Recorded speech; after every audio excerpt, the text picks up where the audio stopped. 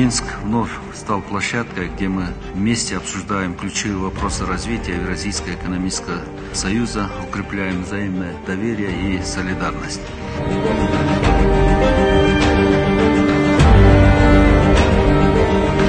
Выставка дает нам прекрасную возможность для наших стран воочию ознакомиться с последними достижениями в области промышленного развития. Сегодня на Иннопроме Кыргызстан представлен компаниями из разных сфер, от машиностроения и легкой промышленности до цифровых технологий.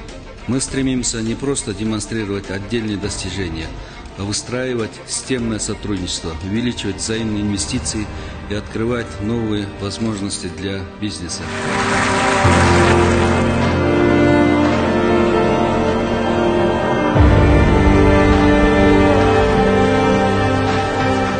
Союз – это живой, динамичный организм, способный отвечать на вызовы времени. Мы обсудили широкий спектр вопросов, направленных на то, чтобы сделать ЕС сильнее и привлекательнее. Кыргызстан видит в интеграции не только экономический проект, но и проект будущего.